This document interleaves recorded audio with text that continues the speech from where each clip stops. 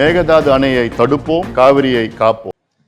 தாய் தமிழுக்கு தலை வணங்கி மண்ணுக்காகவும் மக்களுக்காகவும் ஓயாமல் போராடி கொண்டிருக்கிற மரியாதைக்குரிய மருத்துவர் அன்புமணி ஐயா அவர்களுக்கும் விழிப்பு நிலை மக்களை கண்டு மாற்றம் கொண்டு வருவேன், முன்னேற்றம் அடைவேன் என்று சட்டமன்றத்தில் கர்ஜிக்கும் பசுமை தாயகத்தின் தலைவரும் நமது சட்டமன்றத்தின் உறுப்பினரான மரியாதைக்குரிய வீர மங்கை சௌமியா அன்புமணி அம்மா அவர்களுக்கும் என் அன்பிற்கினிய பாட்டாளி சொந்தங்களுக்கும் எனது பண்பான வணக்கங்களை தெரிவித்துக் கொள்கிறேன். ஆற்றை காப்பான் அரசின் மேலான், ஊற்றை காப்பான் உயிர்க்கெல்லாம் தந்தை. 840 வருஷத்துக்கு முன்னாடி கர்நாடகால முதலாம் நரசிம்மவர்மன் ஆட்சி ஆண்டு கொண்டிருந்தாரு. அப்போ காவிரிக்கு நடுவே செயற்கையான முறையில ஒரு அணையை உருவாக்குனாரு.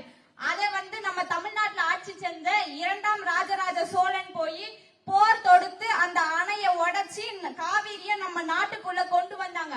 அதே போல இது மட்டும் மன்னராட்சியா இருந்திருந்தா நமக்கான உரிமைய, நம்ம உபரி நீரை, நமது நீரை தமிழ்நாட்டுக்கு கொண்டு வரதுக்கான திறமையும் தகுதியும் எல்லாமே இருக்கு நம்ம ஐயா கிட்ட.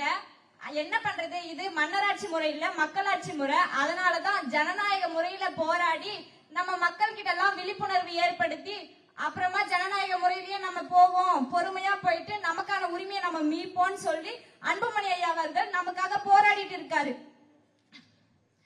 தமிழர்களின் உரிமை எங்கெல்லாம் பறிக்கப்படுகிறதோ அங்கெல்லாம் நாங்கள் நிற்போம்.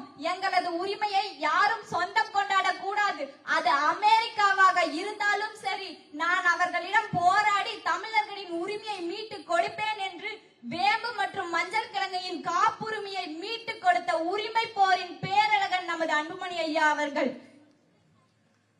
இன்று நமது நதியை காக்கவும் வருகை புரிந்திருக்கிறார். நீர் அரசியல் அல்ல, எங்கள் உயிர். காவிரி என்பது நதி அல்ல, தமிழ்நாட்டின் ரத்த ஓட்டம்.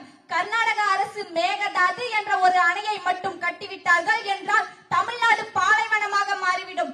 8 கோடி மக்களின் வாழ்க்கை, 8 கோடி மக்களின் 5.5 கோடி மக்களின் வாழ்க்கை நிலை கேள்விக்குறியாக நிற்கும். 12,000 ஏக்கர் காட்டை அழித்து கிழக்கு தொடர்ச்சி மலையும் மேற்கு தொடர்ச்சி மலையும் இணைகின்ற இடத்தை துண்டித்து வனவிலங்குகளின் வாழ்விடத்தை அழித்து ஒரு மாநிலத்தை பாலைவனமாக்கி ஒரு நகரத்தை வளர செய்ய வேண்டுமா?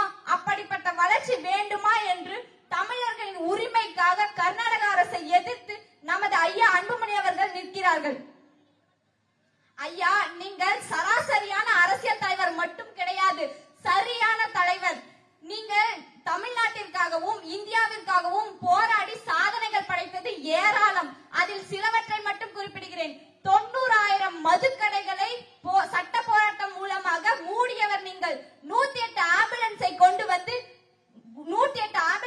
வந்து இந்தியா முழுக்க பரவ செய்தீர்கள். அது மட்டுமல்லாமல் அரசு ஆரம்ப சுகாதார நிலையங்கள் ஒவ்வொரு கிராமங்களிலும் இன்றளவிலும் சிறப்பாக செயல்பட்டுக் கொண்டிருக்கிறது.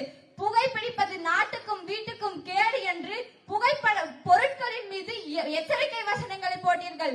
அது மட்டுமல்லாமல் பொதுவெளியில் யாரும் மக்களுக்கு இடையூறாக புகைப்பிடிக்க கூடாது என்ற சட்டத்தையும் கொண்டு வந்தீர்கள்.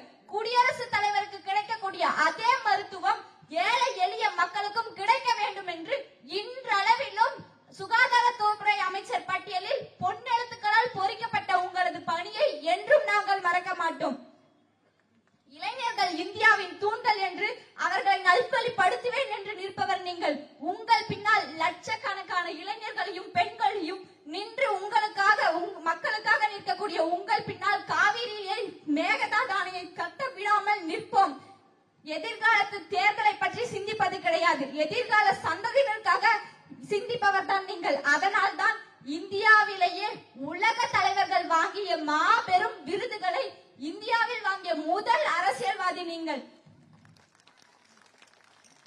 பெண்களுக்கு எதிராக நடக்கக்கூடிய அநீதிகளையும் விவசாய பெருமக்களுக்காகவும் மக்களின் வழிய மாநிலமே பேசக்கூடிய அளவுக்கு சட்டமன்றத்துல சிறப்பா உரையாற்றியதற்கு கோடான கோடி நன்றிகள் சௌமியா அம்மா. மென்மேலும் மக்களின் பிரச்சனைகள் தீர்வு காண்பதற்கு தொடர்ந்து உங்கள் பணி சிறக்க வேண்டும் என்று நான் ஆசைப்படுகிறேன். திறமையான ஒரு வேட்பாளரை சட்டமன்ற உறுப்பினராக தேர்ந்தெடுத்ததற்கு தர்மபுரி மாவட்ட மக்கள் நாங்கள் பெருமைப்படுகிறோம். நாம் நினைத்தால் முடியாது என்று எதுவுமே கிடையாது. நமது தமிழருக்கான உரிமை ஜல்லிக்கட்டு தடை செய்யப்படும் போது நாம் அனைவரும் ஒன்றிணைந்து நமக்கான உரிமையை மீட்டெடுத்தோம். அதே போல் இப்பொழுது சமீப காலத்தில் அரசியல் மாற்றத்தையே கொண்டு வந்தோம் சமூக வலைத்தளத்தின் மூலமாக. அதே போல இப்பொழுதும் நமது உரிமைக்காக, நமது காவிரி நீரை காப்பாற்றுவதற்காக ஒன்றுபட்டு செயல்பட்டு வென்று காட்ட வேண்டும். இறுதியாக ஒன்றை மட்டும் சொல்லிக் கொள்கிறேன். எனது எண்ணத்தில் தோன்றிய சில வரிகள். புறநானூறு பாடிய பூமிதான் இது. ஆம், புறநானூறு பாடிய பூமிதான் இது. புதிய வரலாறு படைக்கும் தலைமுறையும் இதுதான். வாளால் காத்த எல்லையை இன்று குரலால் காக்க வந்திருக்கிறது.